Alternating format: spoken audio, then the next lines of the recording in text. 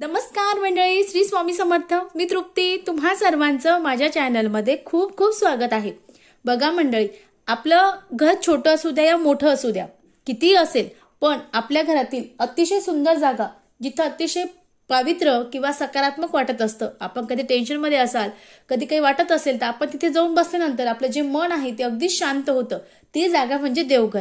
मग आता प्रत्येकाच्या घरामध्ये छोटं मोठं लहान जसं असेल तसं देवघर असतं. मग या देवघरामध्ये अनेक देवतांच्या मूर्ती असतात, फोटो असतात.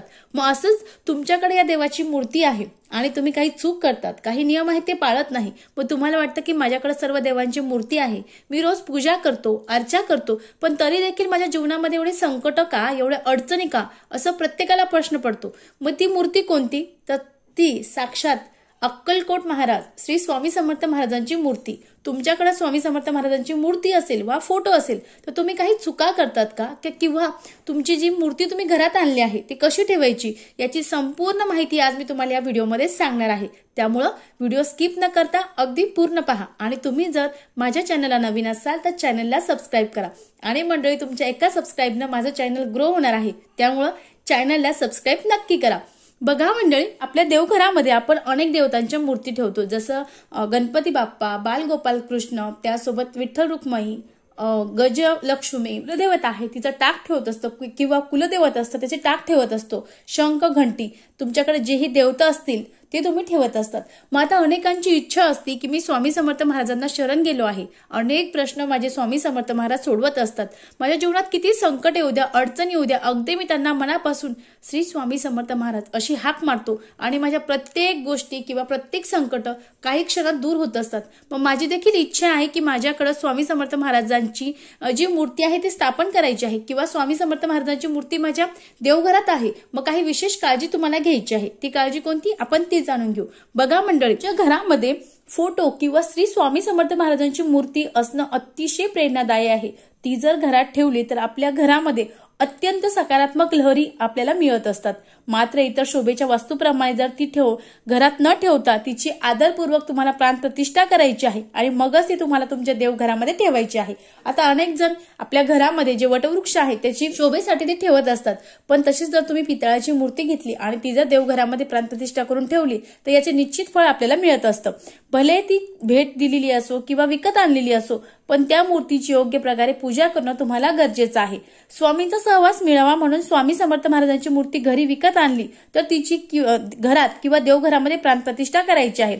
आता ज्या दिवशी तुम्ही स्वामी समर्थ महाराजांची मूर्ती तुमच्या घरात आणणार आहात, अगदी अक्कलकोटवरून किंवा जिथे एखाद्या देवस्थानी गेलात तिथून जाऊन तुम्ही जी स्वामी समर्थ महाराजांची मूर्ती आहे ती आणणार आहात, तर सर्वप्रथम आपल्याला काय करायचं, ज्या दिवशी तुम्ही मूर्ती आणणार हे तुम्हाला माहिती आहे की आपण आज मूर्ती आणणार आहोत, मग त्या दिवशी पत्नी जात असाल तर त्या दिवशी तुम्ही मूर्ती आणल्यानंतर पतीला बाहेरच ठेवायचं आहे. स्वामी समर्थ महाराजांची मूर्ती जी आहे ती त्यांच्या हातात द्यायची आहे आणि महिलांनी पटकन घरात येऊन अगदी घर 2 मिनिटात नीट आवरून, किंवा तुम्ही जाताना आवरेल असेल अतिशय उत्तम, थोडीशी रांगोळी काढायची आहे, औक्षणचं ताट तयार करायचं आहे आणि स्वामी समर्थ महाराजांची जी मूर्ती आहे, ताट आहे पूजेचं, ते ताट किंवा एखादं ताट घ्यायचं आहे, त्या ताटामध्ये स्वामी समर्थ महाराजांना ठेवायचं आहे आणि त्यानंतर त्याच्यात खाली एखादा कपडा टाकून ताटामध्ये स्वामी समर्थ महाराजांना ठेवायचं आहे.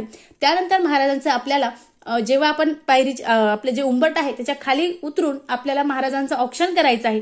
ज्यांनी हातामध्ये मूर्ती धरली असेल, पतीने किंवा मुलाने किंवा सासऱ्याने आणखीन कुणाने, तर त्यांचं सुद्धा तुम्हाला औक्षण करायचं आहे, मूर्तीचं औक्षण करायचं आहे. फुलं असेल थोडे फुलं टाकायचे आहे, त्यांना औक्षण करायचं आहे, नमस्कार करायचा आहे आणि स्वामी समर्थ महाराज तुम्ही माझ्या या घरात या, हे घर माझं नाही तुमचं आहे, मीच तुमच्या घरामध्ये राहते, यानंतर तुमच्या घराची पूर्ण जबाबदारी तुमच्यावर आहे, तुम्ही माझ्या घरामध्ये अखंड वास करावा असं म्हणून तुम्ही माझ्या घरात आनंदाने या असं म्हणून त्यांना तुमचं जे घरामध्ये आणायचं आहे. त्यानंतर तुम्ही जे ताट आणलं आहे ते तुम्ही देवघराजवळ नेऊन ठेवू शकतात. आता त्यानंतर लगेच स्वामी समर्थ महाराजांची मूर्ती घ्यायची आणि लगेच देवघरामध्ये ठेवायची का?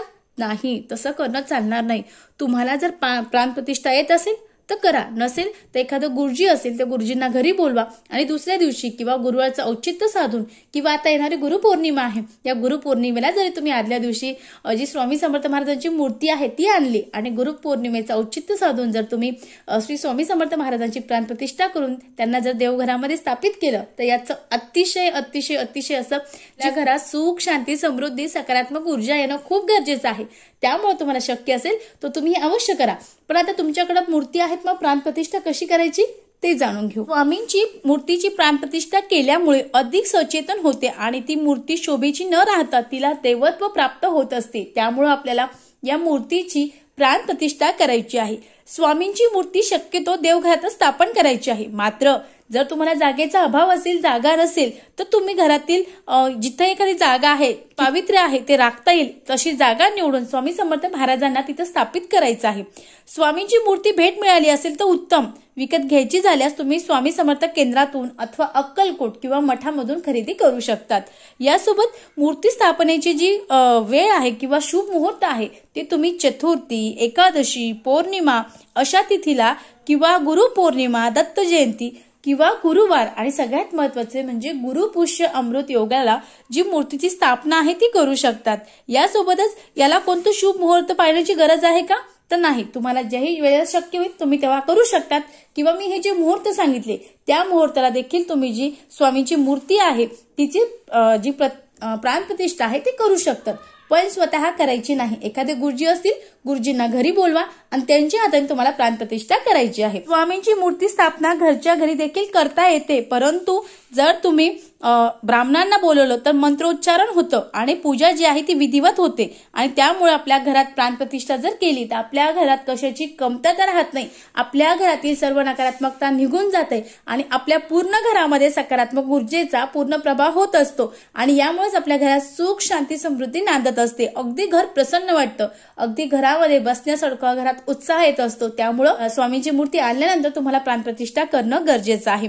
यासोबत तुम्हाला जर गुरुजी मिळत नसेल तर तुम्हाला तामणामध्ये मूर्ती ठेवायची आहे आणि आपली जी पळी आहे त्या पळीने स्वामींच्या मूर्तीवर प्रथम पाण्याने आणि त्यानंतर दुधाने अभिषेक करायचा आहे आणि त्यानंतर तुम्हाला श्री स्वामी समर्थ, श्री स्वामी समर्थ, श्री स्वामी समर्थ या मंत्राचा 21 वेळा जप करायचा आहे। त्यानंतर पवमान सूक्त 1 वेळा म्हणायचं आहे, त्यानंतर अथर्वशीर्ष 1 वेळा म्हणायचं आहे, त्यानंतर रामरक्षा स्तोत्र 1 वेळा म्हणायचे आहे, विष्णू सहस्रनाम जे आहे ते 1 वेळा म्हणायचं आहे, त्यानंतर तुम्हाला श्री सूक्त त्यासोबत पुरुष सूक्त सुद्धा म्हणायचं आहे आणि त्यानंतर श्री स्वामी समर्थ, श्री स्वामी समर्थ या षडाक्षरी मंत्राचा जप करायचा आहे आणि तामणामधून स्वामी समर्थांना काढून स्वच्छ पुसायचं आहे आणि त्यानंतर तुमचं जे देवघर आहे ते देवघरामध्ये त्यांना स्थापित करायचं आहे। त्यानंतर त्यांना हिना अत्तर असेल अतिशय उत्तम, कारण महाराजांना हिना अत्तर अतिशय प्रिय आहे। एखादं फूल घ्यायचं आहे, फुलाला थोडंसं हिना अत्तर लावायचं आहे आणि ते पूर्ण आपल्या महाराजांना लावायचं आहे। त्यानंतर लावल्यानंतर आपल्याला ते फूल साईडला ठेवायचं आहे। त्यानंतर आपल्याला अष्टगंध महाराजांना अतिशय प्रिय आहे, अष्टगंध महाराजांना आपल्याला अर्पण करायचं आहे किंवा लावायचं आहे। त्यानंतर सगळ्यात महत्वाचं म्हणजे महाराजांना तुमच्याकडे दागिने असतील, वस्त्र असतील, तुम्ही ते परिधान करू शकतात। त्यानंतर त्या दिवशी शक्य असेल तर पिवळ्या रंगाची मिठाई महाराजांना अतिशय प्रिय आहे किंवा तुम्ही घरामध्ये काही नैवेद्य तयार करणार असाल गोडधोडाचा तो नैवेद्य दाखवू शकतात किंवा पिवळ्या रंगाची जी मिठाई ती सुद्धा तुम्ही मिठाई महाराजांना नैवेद्य म्हणून दाखवू शकता। त्यानंतर आपल्याला धूप दीप दाखवायचा आहे, शक्य असेल, वेळ असेल तर त्यावेळेस तुम्हाला नैवेद्य दाखवल्यानंतर आरती करायची आहे। महाराजांची तुम्ही 1-2 जी आहे आरती आहे त्या आरती करू शकता। सगळ्यात महत्वाचं, ज्या दिवशी तुमच्या घरामध्ये तुम्ही प्राणप्रतिष्ठा करणार आहात त्यावेळेस तुम्हाला प्राणप्रतिष्ठा जर पुरोहित भेटले किंवा ब्राह्मण भेटले अतिशय उत्तम, पण शक्य नसेल तुम्ही जर घरच्या घरी करणार असाल तरीही तुम्हाला प्रसाद करायचा आहे। महाराजांना प्रसाद जो तुम्ही बनवणार आहात त्याचा नैवेद्य दाखवायचा आहे आणि अगदी आपल्या आजूबाजूला 3-4 घराची जी लोक आहेत त्यांना तुमच्या घरी प्रसादाला बोलवायचं आहे आणि त्यांना तुम्ही जोही प्रसाद केला तो प्रसाद त्यांना थोडा थोडा द्यायचा आहे। हे सुद्धा तुम्हाला प्राण प्रतिष्ठेच्या दिवशी करणं गरजेचं आहे, तुम्हाला त्यामुळे हे अवश्य करायचं आहे। त्यानंतर आपण आपल्या देवघरामध्ये स्वामींची प्राणप्रतिष्ठा केली आहे, म्हणजे स्वामी समर्थ आपल्या देवघरामध्ये आलेले आहेत, मग त्यामुळे तुम्हाला रोज त्यांना आपण जेव्हा देवांना स्नान घालतो किंवा पूजा करतो त्यासोबतच महाराजांना सुद्धा रोज स्नान घालायचं आहे, त्यांची पूजा करायची आहे, अष्टगंध धूप दीप त्यांना दाखवायचं आहे। दर गुरुवारी शक्य असेल तर दर गुरुवारी अभिषेक करायचा आहे, रोज स्नान करायचं आहे पण दर गुरुवारी पंचामृताने अभिषेक करायचा आहे, धूप दीप अगरबत्ती दाखवायची आहे। रोज तुम्हाला न चुकता 1 वेळा, अगदी 108 वेळा, 1 वेळा, 5 वेळा, 11 वेळा, 21 वेळा, कारण आताच्या या धावपळीच्या युगामध्ये देवाजवळ बसणं किंवा सगळ्यात महत्वाचं म्हणजे तुम्हाला वेळच नाही, कारण सर्व वर्किंग आहात, त्यामुळं अगदी 1 वेळा श्री स्वामी समर्थ या षडाक्षरी मंत्राचा जप करायचा आहे। अगदी 1 वेळा श्री स्वामी समर्थ हे जरी म्हटलं तरीही चालेल, पण न चुकता तुम्हाला एकदा तरी श्री स्वामी समर्थ महाराजांचं नामस्मरण करायचं आहे। वेळ असेल तर तुम्ही म्हणू शकतात. नसेल तर तुम्हाला जेव्हाही काम असेल तेव्हा तुम्ही तुमच्या युट्यूबला श्री स्वामी समर्थ महाराजांचं जप जे आहे ते लावून देऊ शकता आणि ऐकू शकतात. याने सुद्धा घरातलं वातावरण प्रसन्न असतं. बघा, अतिशय साध्या पण अतिशय सोप्या पद्धतीने मी तुम्हाला स्वामी समर्थ महाराजांची मूर्ती तुमच्याकडे असेल तर तुम्हाला प्राणप्रतिष्ठा करायची आहे. फोटो असेल तर तुम्ही जो फोटो तुम्ही आणला आहे त्याची विधिवत पूजन करा. पूजन केल्यानंतर त्यांना पिवळ्या रंगाची हार आहे तो हार घालायचा आहे. त्यानंतर धूपदीप दाखवायचा आहे. पिवळ्या रंगाची मिठाई महाराजांना नैवेद्य म्हणून अर्पण करायची आहे. आणि त्यानंतर तुम्हाला न चुकता रोज जेव्हा तुम्ही देवपूजा करणार आहात त्या देवपूजेच्या वेळेस तुम्हाला स्वामी समर्थ महाराजांचा फोटो रोज पुसायचा आहे. त्यांना रोज अष्टगंध लावायचा आहे. पिवळ्या रंगाचं फुल अर्पण करायचं आहे. गुरुवारी त्यांना न चुकता हिना अत्तर लावायचा आहे.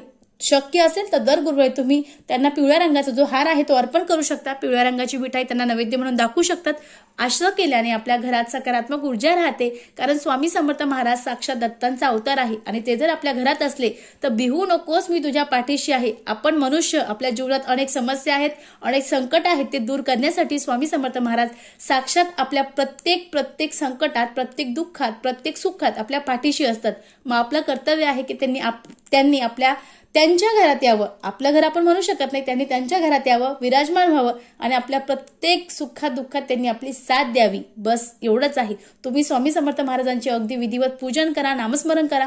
महाराज तुमचं कधीही देणं ठेवणार नाही. काही ना काही, कोणत्या ना कोणत्या क्षणी महाराज तुम्हाला देत असतात. वेळ आली तर महाराज इतकं भरभरून देतात की आपली ओंजळ सुद्धा कमी पडत असते. अशा अगदी साध्या सोप्या पद्धतीने आपल्याला प्राणप्रतिष्ठा करायची आहे. व्हिडिओ कसा वाटला कमेंट्स करून नक्की सांगा. झालेली सेवा महाराजांच्या चरणी रुजू करते. श्री स्वामी समर्थ. धन्यवाद.